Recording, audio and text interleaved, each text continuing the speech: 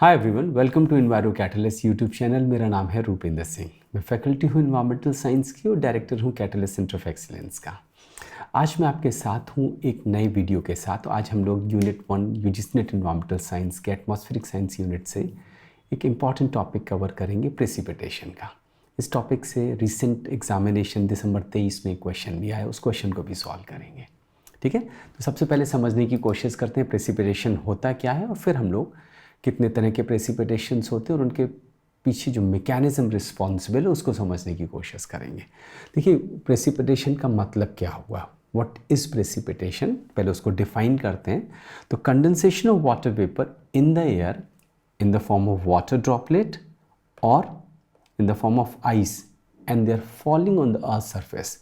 ठीक है, तो वाटर वेपर कंडेंस होकर वाटर ड्रॉपलेट के फॉर्म में, कंडेंस होने के बाद वो वाटर के फॉर्म में, ड्रॉपलेट्स के फॉर्म में या आइस के फॉर्म में अगर अर्थ सरफेस पे गिरती हैं तो उस प्रोसेस को हम बोलते हैं प्रेसिपिटेशन। ठीक है, अगर प्रेसिपिटेशन वाटर ड्रॉपलेट्स के फॉर्म में होगा तो हम लोग उसके लिए टर्म यूज़ करते हैं रेनफॉल। अगर less than 0 degree Celsius temperature के आसपास प्रेसिपिटेशन हो रहा और स्नोफ्लेक्स के फॉर्म में हो रहा है तो उसको हम बोलते हैं स्नोफॉल। तो डिपेंडिंग अपॉन किस टाइप का प्रेसिपिटेशन, उस हिसाब से हम उसको नाम भी देते हैं। और अगर pellets of snow, grounded pellets के फॉर्म में तो उसको हम लोग हेल स्टॉर्म, हेल बोलते हैं ना। इस सब टर्म से हम लोग वाकिफ़ हैं। देखिए, प्रेसिपिटेशन को हम लोग 3 तरह से आइडेंटिफाई कर सकते हैं। एक को बोलते हैं कन्वेक्शनल प्रेसिपिटेशन, दूसरे को बोलते हैं ओरोग्राफिक प्रेसिपिटेशन और तीसरे को बोलते हैं साइक्लोनिक और फ्रंटल प्रेसिपिटेशन। मैं तीनों आपको एक्सप्लेन करूँगा। सबसे पहले बात करते हैं कन्वेक्शनल प्रेसिपिटेशन की। मैं उम्मीद करता हूँ कि आपने मेरा जो फर्स्ट वीडियो मैंने अभी रिसेंट टाइम में रिलीज़ किया था हीट ट्रांसफ़र प्रोसेस को, उसको ज़रूर वॉच किया होगा और आपने उसमें देखा होगा कि जब मैं कन्वेक्शन की बात कर रहा था, कन्वेक्शन की प्रोसेस एक्सप्लेन कर रहा था, वहाँ मैंने आपको बताया था कि जब एक्सेसिव हीटिंग की वजह से हीट सरफेस गर्म हो जाती है तो हीट सरफेस के कॉन्टैक्ट में जो एयर होती है वो वार्म हो जाती है।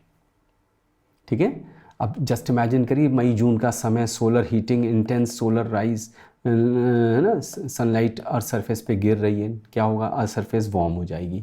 इस वार्म अर्थ सरफेस पे के कांटेक्ट में जो एयर होगी वो एयर भी वार्म हो जाएगी। और आपको पता है वार्म एयर कैसी होती है, लाइट होती है, हल्की होती है। तो वार्म एयर क्या करेगी, तेज़ी से ऊपर की ओर उठने की कोशिश करेगी।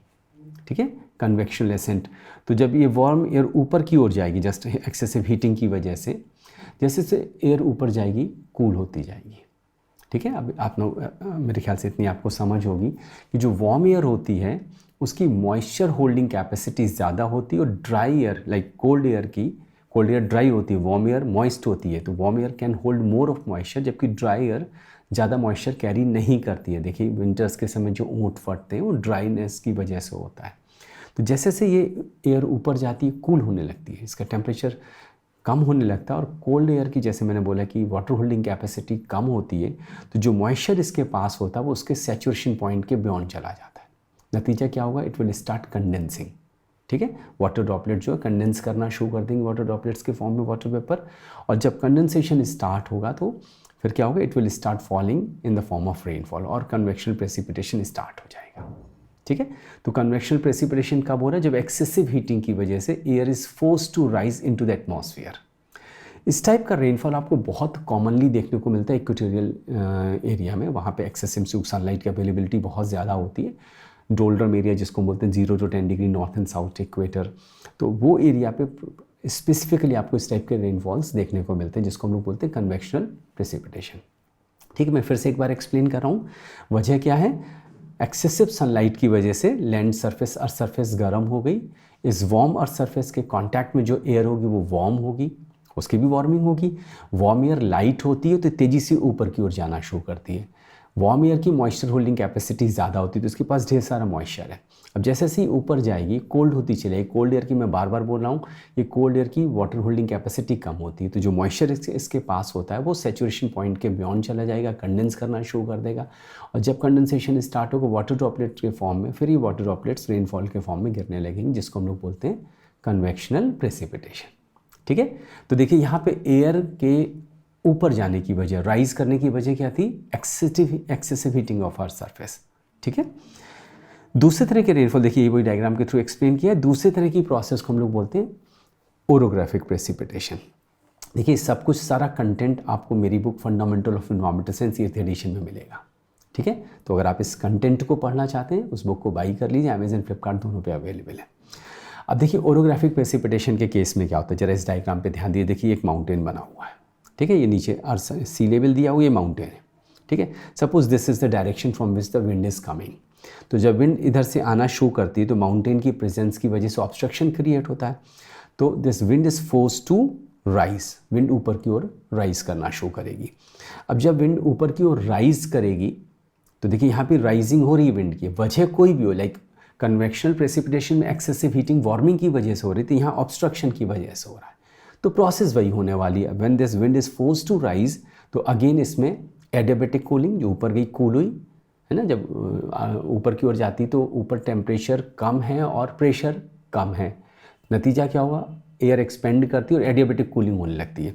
इस कूलिंग की वजह से इसकी वाटर होल्डिंग कैपेसिटी कम हो जाती है, नतीजा क्या होगा, जो भी मॉइस्चर इसके पास होगा वो प्रेसिपिटेट करने लगेगा, ठीक है।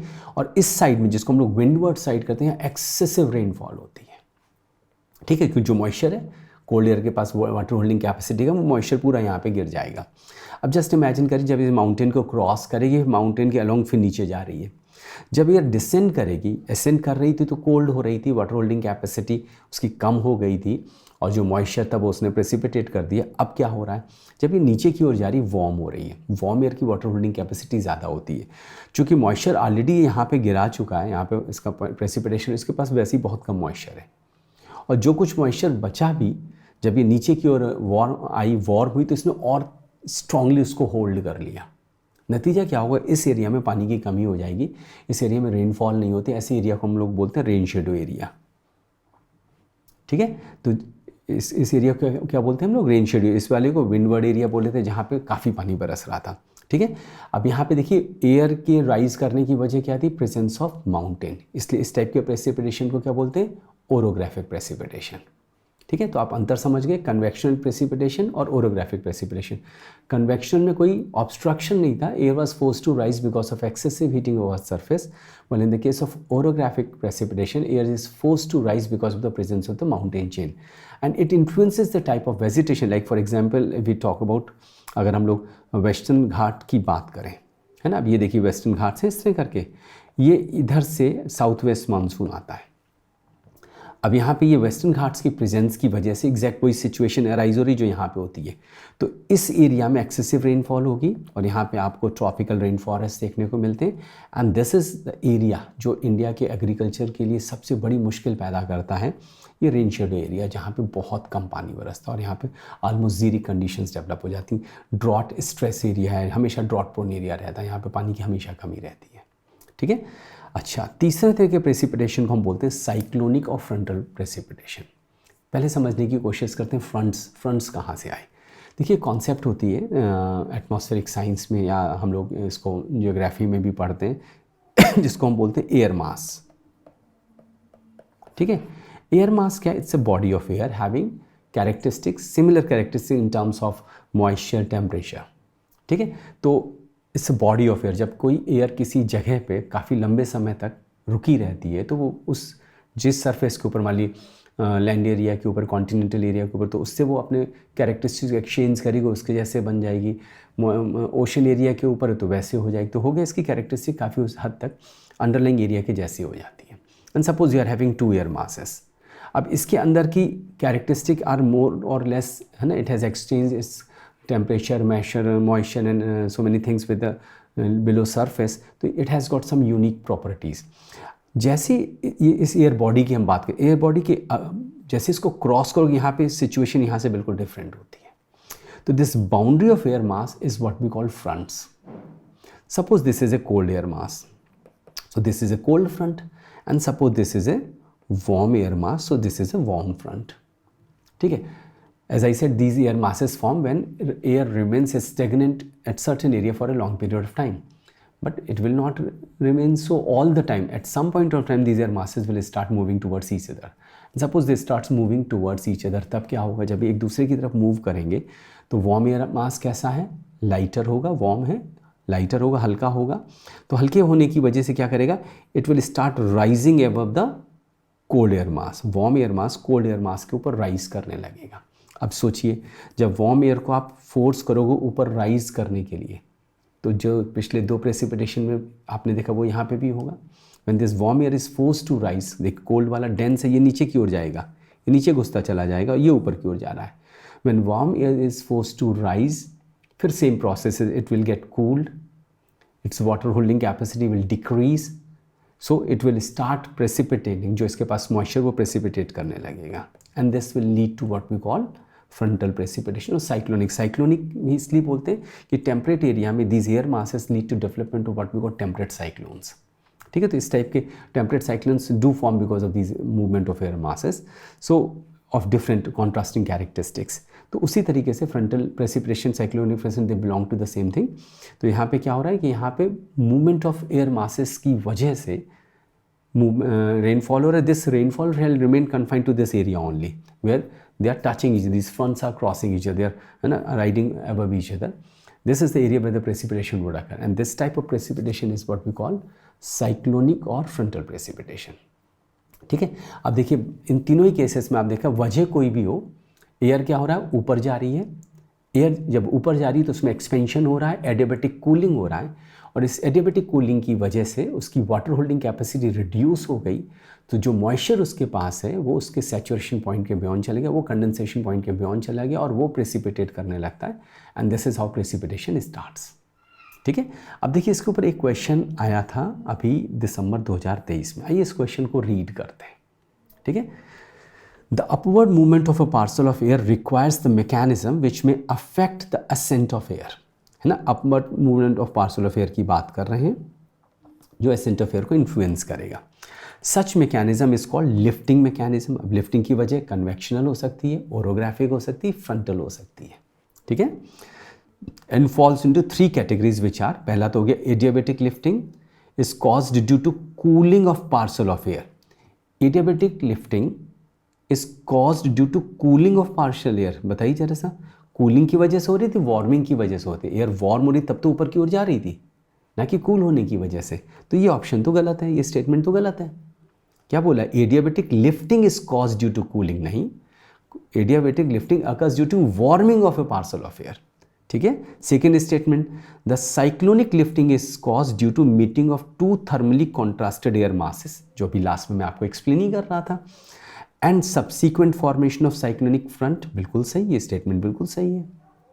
नेक्स्ट स्टेटमेंट देखते हैं, the orographic lifting is caused by orographic barrier, मतलब माउंटेन की ऑब्स्ट्रक्शन की वजह से, where in horizontally moving air encounters hills और mountains and is force to rise along the windward slope of the hills.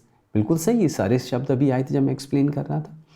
Next देखते हैं, the condensation lifting is caused due to decrease of temperature of parcel of ascending air beyond. अब condensation lifting हो रहा है, just imagine करिए, क्या बोला, condensation lifting is caused due to decrease of temperature of a parcel of ascending air beyond condensation level. देखिए condensation होगा, heat generate होगी। ठीक है, तो ये स्टेटमेंट भी गलत हो गया। ठीक है, कूलिंग नहीं हो रही है। नेक्स्ट देखते हैं, the convectional lifting is cause due to warming of surface of air. बिल्कुल, कन्वेक्शनल प्रेसिपिटेशन, यही मैंने आपको एक्सप्लेन किया, ये भी सही है। तो देखिए कौन सा ऑप्शन सही है जिसमें Q, R एंड T सही आ रहे हैं। तो ये तो नहीं है, ये है, ये नहीं है, देखिए है ना, ये नहीं हो सकता। तो B आपका करेक्ट ऑप्शन हो गया। ये क्वेश्चन आपके दिसंबर 23 में आया। देखिए इस टाइप के क्वेश्चन आप जब तक आपको प्रॉपर अंडरस्टैंडिंग नहीं है तब तक सॉल्व नहीं कर सकते। ठीक है, जैसा मैं बोल रहा हूँ फंडामेंटल फंडामेंटल साइंस में ये सारे टॉपिक्स मैंने कवर किए हैं। आप उस बुक में इन सारे टॉपिक्स को रीड कर सकते हैं। ठीक है, बहुत ही ल्यूसिड, बहुत डायग्राम जो अभी मैं शो कर रहा हूँ सब उसमें दिए हुए हैं, तो आपको आराम से समझ में आएगा। ठीक है, इस वीडियो को ज़रूर वॉच करिए। अगेन मैं बोलूँगा लाइक ज़रूर करिएगा, शेयर ज़रूर करिए, अपने फ्रेंड्स के साथ शेयर करिए। जितना हो सके इस चैनल को ग्रो करने में मेरी हेल्प करिए। मैं आपके लिए जल्द और भी नए वीडियोस लेके आऊँगा। मैं कोशिश करूँगा यूनिट 1 एटमॉस्फेरिक साइंस के सारे टॉपिक जल्द से जल्द उनके वीडियोज़ आपको मिल जाए।